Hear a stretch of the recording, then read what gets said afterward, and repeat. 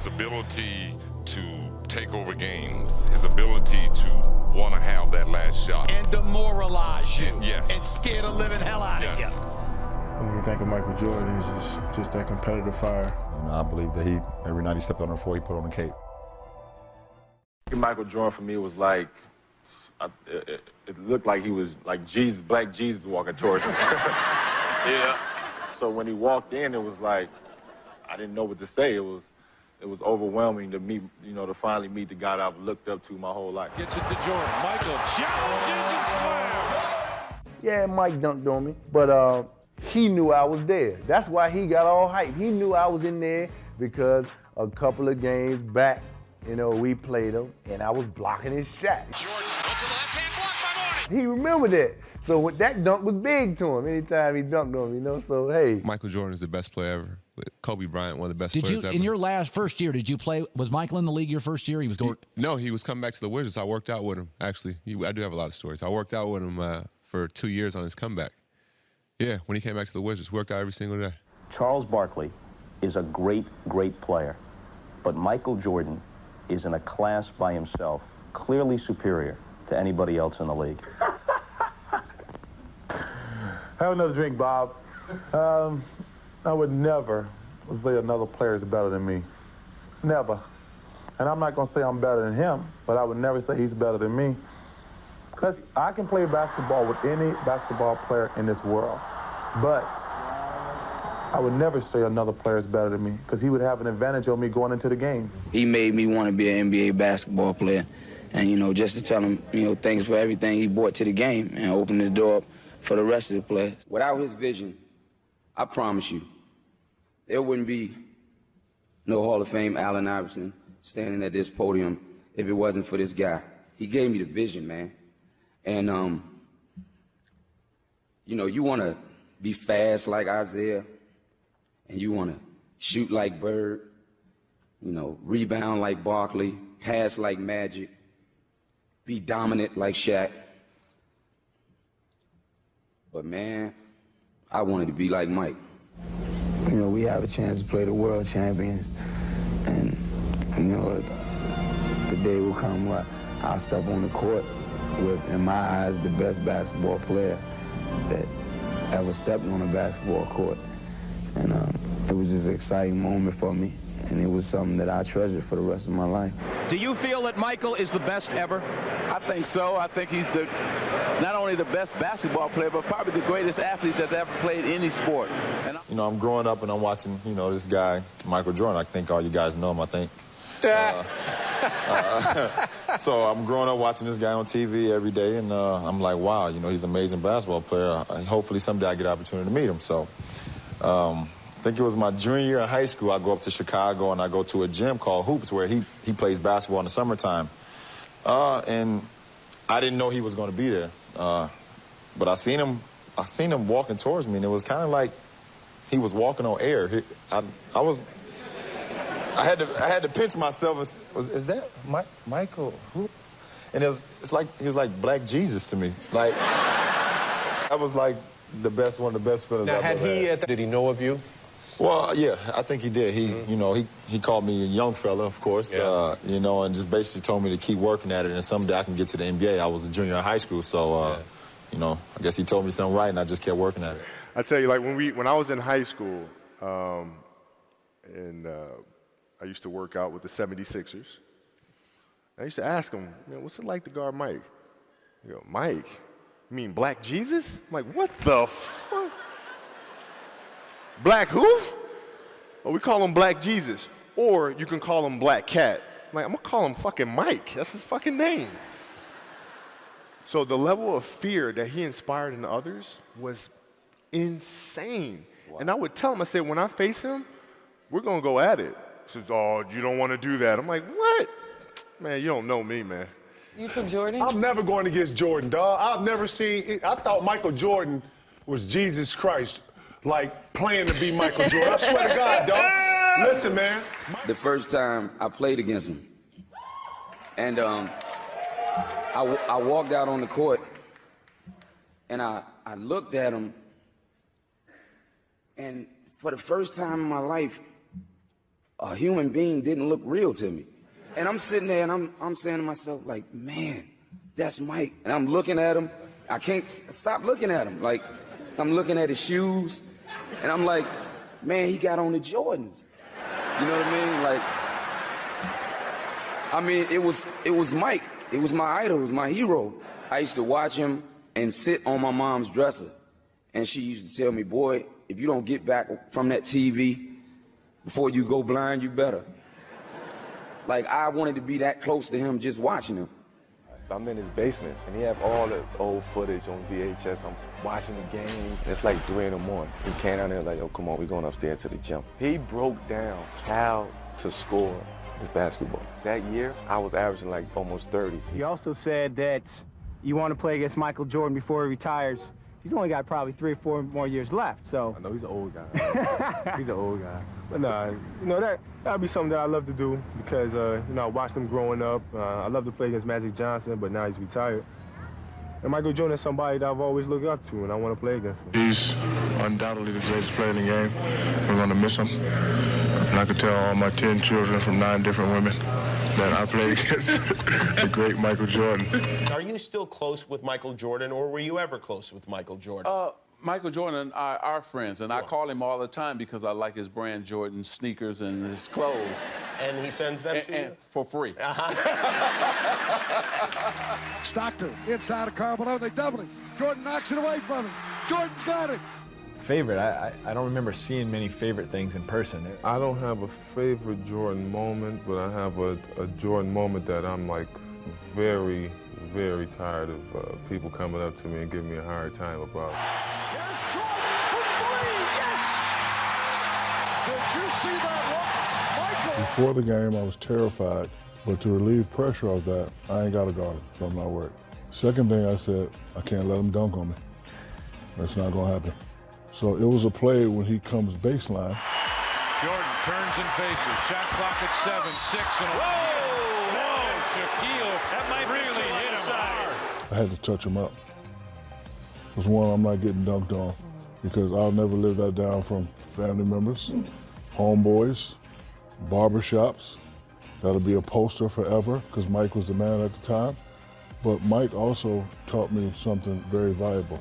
So when I go to help him up, he said, don't ever help nobody up. Great foul. Don't do that. I don't need your help. But I'm coming back. Don't you worry. First time he entered the league, that was my favorite moment. Just the impact that he had on the league, just coming into the league. I enjoy guarding Mike because he was, you know, the one thing I did with Mike is I never got him pissed off. You know, he make a shot, you say, good shot, Mike. You know, you don't talk trash to him so he can go off for 60. You know, you try to kill him with kindness. You don't try to talk trash to him. So they're getting off the bus. We're done with shoot around and we're walking out and MJ says, B. Scott, what's going on? I said, what's up, MJ? He said, man, I hear that you're not playing tonight. I said, no, I sprained my ankle. He said, who's guarding me? I said, Anthony Peeler. He said, oh, 50. So I told Anthony Peeler, listen, MJ, he's probably going to go for about 50 tonight on you. So just don't piss him off. You know, just be cool. He ended up with 54. So the man could do basically whatever he wanted to do on that basketball court. Funny, I'll tell you this story right quick because you would really enjoy this. So we're in the restaurant, and Larry and I sitting there talking. So enters Michael Jordan. So he sits down, and Larry and I are going back telling stories with each other and just having fun. So Michael says, I just want to tell you guys, I really, in college, you guys were the 2 guys I looked up to, so on and on and on. And even in the NBA, you guys have been dominating.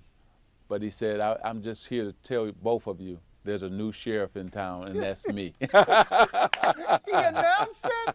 He announced it to both of us. We both looked at each other and said, you know what? It is your turn, so go ahead, young man, go ahead. To this day, it's still super surreal for me. Like, every time I see him, I'm like, wow, like, and I've been around him for 8 years now. I've been around him for, and every time, it's just, I can't even believe it. Like, he's just there, and he's so regular. He acts just like. Talks so much trash. He talks so much trash. So much oh my trash. goodness. Second to none. Second to none, man. But he's the best. He's the best. He loves being around us. He loves to help us, give us advice. Not just me, everyone. So. What's the best advice he's given you? It's this kind of cigar. Re-sign in Charlotte. Really just to be myself. Okay. Which I've needed that a few times over the course of my career. So yeah, especially early on in my career, when I first came in, trying not to, step on anybody's toes, work my way in and things like that. He kind of pulled me to the side. And he's like, I drafted you for a reason. Just pretty cool. Come in and just be yourself, and that's how I try to be. My rookie year, we were playing the Chicago Bulls, and this is Michael Jordan's third or fourth year in. Okay. And we were playing the next exhibition game in some obscure place. And most veterans do not like to play in exhibition games. They want to get to the real thing. I'm a wide-eyed, energetic rookie, and we're playing this exhibition game, and Michael's going through the motion. And Chuck Person, who's on my team, who's a trash talker as well, is like, can you believe Michael Jordan, the guy everyone's talking about, who's supposed to be able to walk on water, you're out here killing him, Reg. This is in the first half. He's like, you should be talking to him. He's like, you're right, Michael. Who do you think you are? The great Michael Jordan? That's right. There's a new kid on town, right? Kind of looks at me and starts shaking his head. So at half, I have 10, and he has 4 points, right? And I'm doing all this talking. He's like, okay.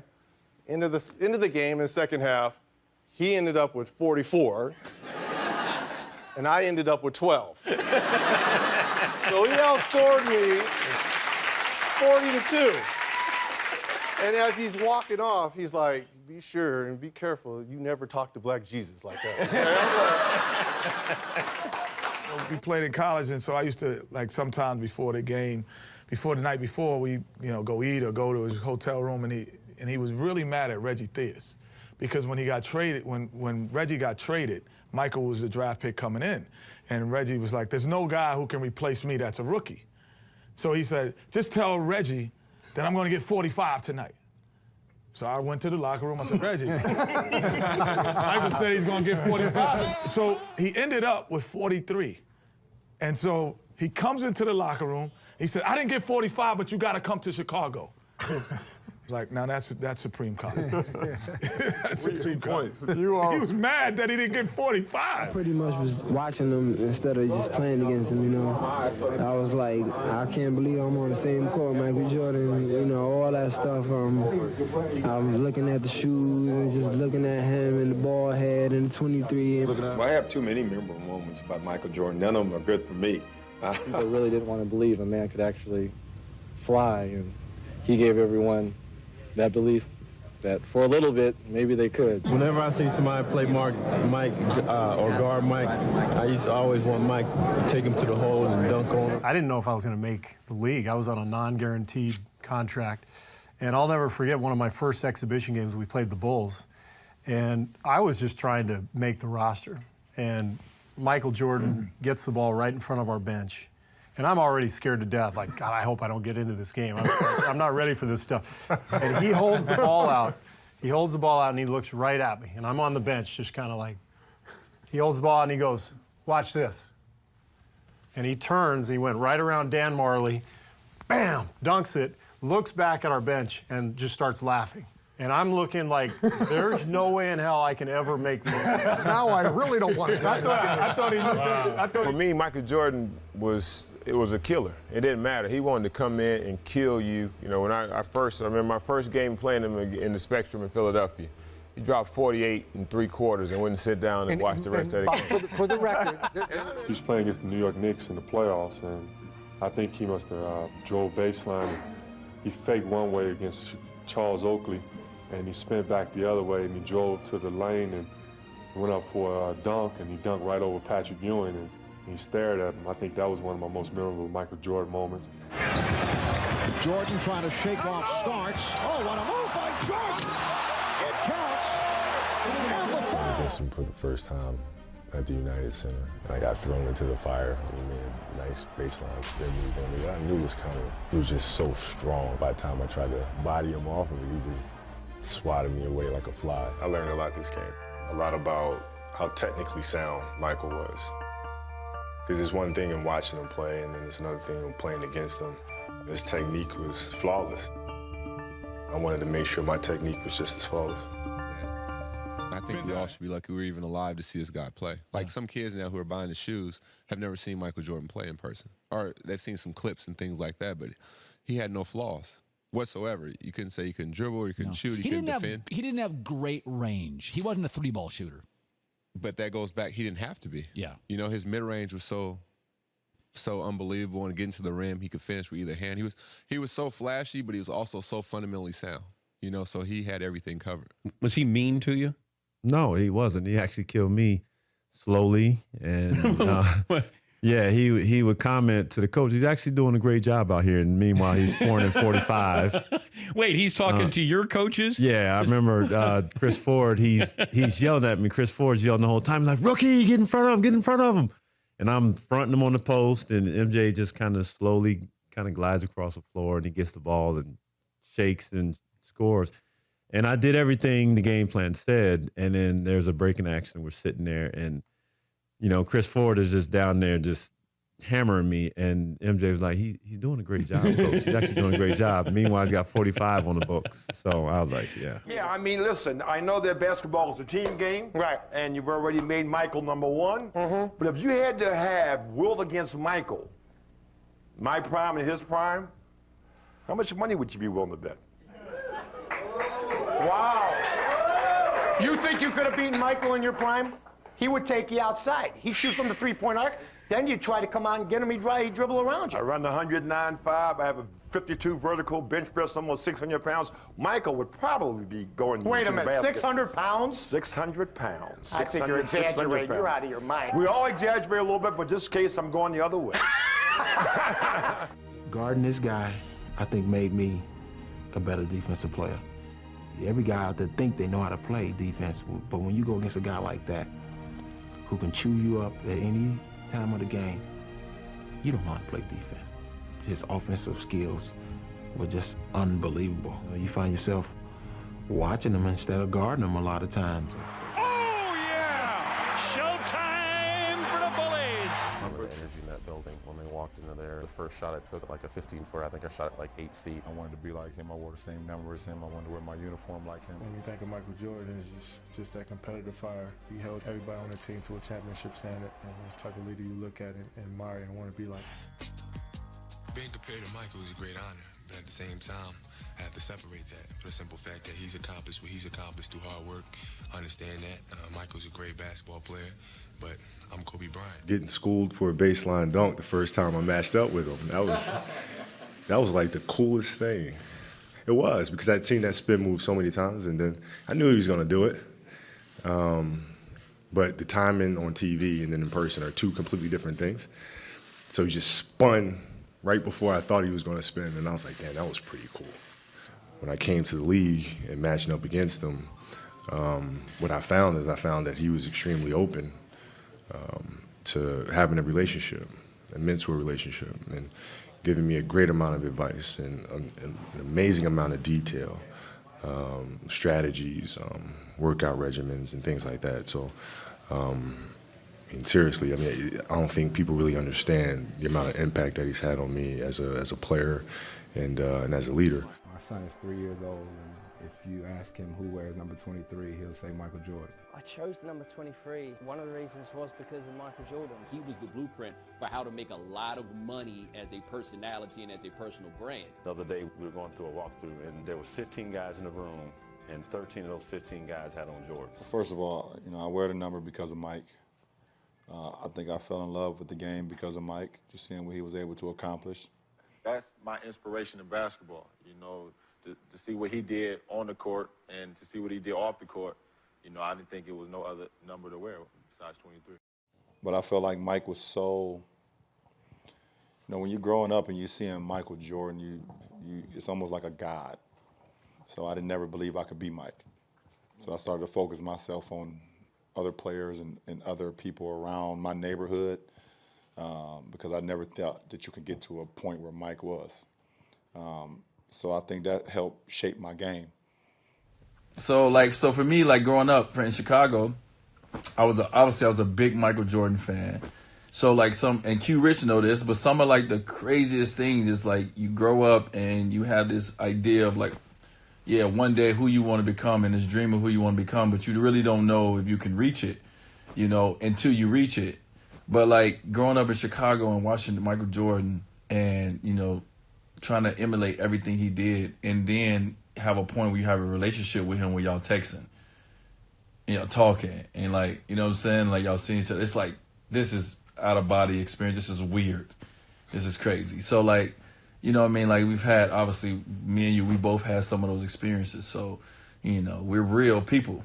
You know what I mean? Like, you know what? Michael wasn't saying much. He just had this look like he was living in his own world. And then, you know, he wasn't even being aggressive offensively as the Michael that I have known or come to know. But throughout that game, you could just see he started to feel it a little bit. And as always, once he started to feel it, we just flooded with the basketball. But, you know, he was very quiet, didn't say much when he went to the bench. He was just kind of in his own world. And for guys who've never played with Michael, I've played with him, so I've seen these moments where he kind of shunned everybody out. Right. And that was one of those moments where he was just trying to gather himself and just, you know, stay in the game. We thought at any moment he may go to the locker room or puke up on the floor. But, Right. If you're picking and you're the coach or you're playing and you need the running mate and you could have LeBron or Michael, who you picking? that's a dumb question. You're gonna ask me. I'm going to take LeBron or Michael. I've never done anything with LeBron, so I wouldn't take LeBron to the movies with me. Good, okay. I just wanted to. I thought Jesus never will retire, you know. I know Jesus worked 7 days a week, or 6 days. He rested on Sunday, didn't he? Well, Michael Jordan played on Sunday. One time, and it's not even talking, one time we played the Bulls, and we get off, and we're in the playoffs, and we're in Washington. We get off the bus before the game, and Juwan and Jordan are cool. Jordan parks inside his Ferrari. We're getting off the bus, and he's smoking a cigar. Before the game? Before the game. And he's like, who's going to check me? Everybody, and we let him down, but we all pointed at Calvin. Calvin Chaney. Now I think about it, he didn't say nothing. He was just, you know, he planned it, but. Sometimes he'd walk by the bench and go like, you know, to all the guys, you want to win? You want to win this game? And he would say to me, get so-and-so out. He don't want to play tonight. He was hard on all of us, and he rode us and lifted the level of intensity and competitiveness of practice every day. He was such a fierce competitor to where he would get into it with his teammates in practice. One time, he actually punched Steve Kerr. And Kerr laughs about it now, but you got to figure that in the moment, that's not something that you take lightly. That particular day, it got a little ugly. There's a lot of trash talking, and I remember just feeling disrespected, and so I sort of went back at him. The whole thing ended pretty quickly, but it was an important moment because his theory was if you couldn't handle the pressure that he could put on you in practice, there's no way you'd handle the stress of the finals. Big shot, the guy falling down, not be able to get to him. 17 seconds from Game 7 or from championship number 6. Jordan, open, Chicago with the lead. You don't seem like a trash-talking kind of guy I'm to not. me. And I never talk trash but one time in my entire life. With Jordan? With Jordan. Oh, all right. First ever time ever talking trash. So we're with the Dream Team. Okay. And for 3 days in a row, we had came into a tie because what Coach Daly did, he split the team up East versus West. So Barkley, Jordan, Larry Bird, Pippen, and Patrick Ewing all played in the East. Wow. And then we had the West guys, myself, David Robinson, Malone, Mullen, Drexler, and John Stockton. So we would play every day, tie. So this is the 4th day. And we got out on them about 12-2.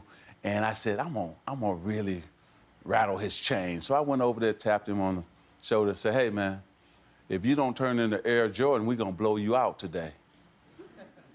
Jimmy, his eyes got big. Usually that tongue come about right here, now it's way out. He broke the huddle, he hit a 3, and he's looking at me. So he came down again, hit another 3. So So the greatest shot, now I've been involved in all three of them. First, Dr. J walked out in air, out of bounds. Oh, yeah, Reverse layup, under, under. Right. Michael Jordan in 1991 came down on us with the right hand, tongue out. He switched in midair to the left, spun it against the glass. Now, this is the greatest shot I've seen. He came down the right side, took off. David Robinson took off. And he said, okay, I'm gonna just sit here in the air. Because I know David Robinson is gonna go down. So David Robinson went to the ground. He 360, tongue moving, and dunked it. In a practice game. In a practice game. And I was like, oh my goodness. And I was just stunned, and all of us were stunned to see him hang in the air that long and 360. Michael Jordan is so incredible. There'll never be. The moral is you should not talk trash to Michael Jordan. Yeah. Thank you. You say 360, you mean like it was like full, like this, all the way? I think Jordan is the greatest of all time in my book. You know? What makes him better as a basketball player? Not the rings argument. What makes him better as a basketball player, like Scotty just described? What makes him better to you? For me, I think just completely just taking over games, you know, when it really counts. Not deferring to anybody at any given time. Yeah, there's times where he passed off to a John Paxson or, you know, a Steve Kerr. Yeah, but when it's time to get a bucket, I mean, MJ was that dude to take over a game, averaging 40 in the finals one year, winning that championship. I mean, defending the best players. Exactly. I can't. He's just the greatest to me, man. What are your recollections of that day? What is it like playing in a Game 7? It's awesome. That's the ultimate stage, literally, especially when you're going against Michael Jordan, Scottie Pippen, Dennis Rodman, Tony Kukoc. The Bulls won 6 championships. They never went to Game 7 except against us. And what I remember the most, beyond the intensity, because I was playing with some tremendous veterans as well, R. Mark Jackson, Reggie Miller, one of the top clutch players in NBA history, Chris Mullin, one of the best strokes in NBA history. Going against that team, I just remember us being up 18 points in the first half, feeling like we might actually beat the Bulls. Then all of a sudden, it was like a video game. We couldn't get the ball past half court. I'm dead serious. It was like a college team playing against a freshman team. We couldn't get the ball up. Michael Jordan, Scottie Pippen, two of the best defenders of all time. It seemed like they stole the ball and Ron Harper from us literally every time down, got the lead back. Rodman had 20-plus rebounds. Kukoc was hitting threes off the bench. They were the Chicago Bulls. They went on to win a championship. He was 40 years old. He was coming back with the Wizards. It was early in the morning, and I get a call from Tim Grover saying, MJ said you can meet him. So I go down there. I get there at about 7 in the morning. He's been there already for an hour. He was 40 years old. Like, he's been working out for an hour. So he's working out at 6 in the morning at 40 years old to come back. So I think just his work ethic, it's no secret or surprise of how great he was, obviously, but his talent level, he was so driven, he was so competitive. To see him lose a game in the summer session, he would go sit in the corner by himself.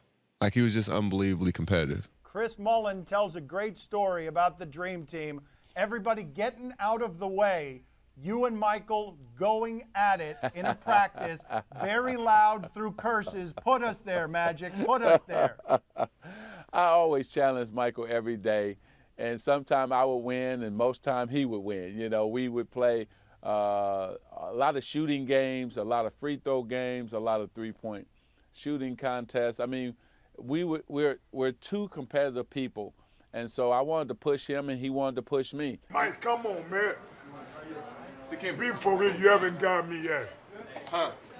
Mike, Don't even try it. You want me to go call Scotty? You have to call Scotty. Boy. What you gonna call Scotty for? I haven't got you recently. Yeah, I agree with that. No, you haven't got me in the 6 years. 1, 2, just go and say it. He never dunked on you? No. Never? He said, I'll get you one day. No. He never dunked on you. He never put you on the highlight. No. No? He said, I would love to have you on my poster, but it's not happening. It's not going to happen. You know he's lying. It's never going to happen. Come on, man. All right, we're going to cancel your green. Boy, go get Scotty. Puts it off the glass. Nope, Luke tipped it out. Michael will get it forward to the Vert Shock Pro. MJ. Oh, he did it! Oh, Michael shakes the finger, but he finally got his dunk on Mount Matumbo. I knew, the announcers knew, everyone in the building knew, the team the Bulls were playing knew that at that moment, Michael was going to get the ball. And guess what? Michael got the ball. Could set the bar at 7.5 feet and tell him nobody's ever jumped that before, and they say, I can do it. Every night he stepped on the floor, he put on the cape. He can save anyone from anything. You know, Michael is competitive in all things that don't make sense, right? Ping pong. Yeah, it's just, you know what I'm saying? So, like, he would try to get me to play golf all the time. Mike, I know about you.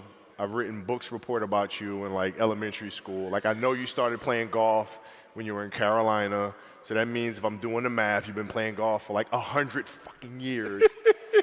I have not picked up a golf club.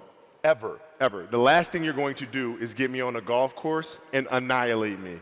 Not going to do it. You know, I love Michael Jordan. The way that he approached the game, the way that he led his troops when he went out on the court, and his never say die attitude, man, was something I always looked up to. Best three players of all time? Yeah. Michael Jordan. Michael Jordan.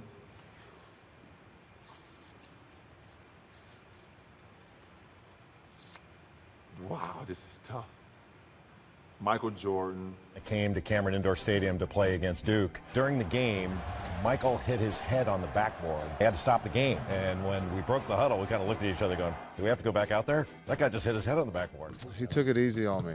He did. He only had 36 points, and they won by 6 in overtime, but you didn't take it easy on him. Do you remember what you did? I fouled out. 25, 15, 11, and 6 steals.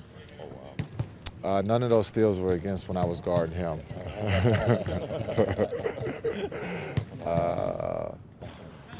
We must have been playing on a lower basket for me to score that many points. I remember because I had went to dinner the night before with Michael, and I was just hoping when I left dinner that I didn't upset him. I think he picked up the check, which might have upset him since I was a rookie. But it was just playing against the best, and I got lucky if those were my stats. But we lost, so it's about winning, and that's what he does best. Michael Jordan for me was always, the person that inspired me the most, and how he carried himself, how he handled things, and how he carried the athlete. The black athlete, not just in the United States of America, but became a global phenomenon, and saying, okay, a black athlete can reach the masses and inspire the masses on a global scale. My favorite basketball clip in the world, Finals, Game 6. 5 seconds in regulation. Michael Jordan sitting on the bench, tired as hell. Game tied at 86. And he looks at Steve Kerr and says, they double me all the time, I'm gonna kick it to you. He comes up, I'll be ready. And guess what? It is Michael Jordan time. Scottie Pippen looking for Michael Jordan. Checks the clock. 5 on the 22. Here's Jordan. Did not have the shot.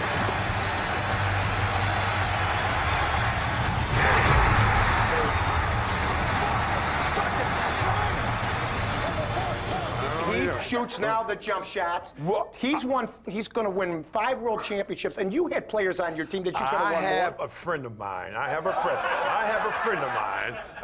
mine who I talk to about once a week.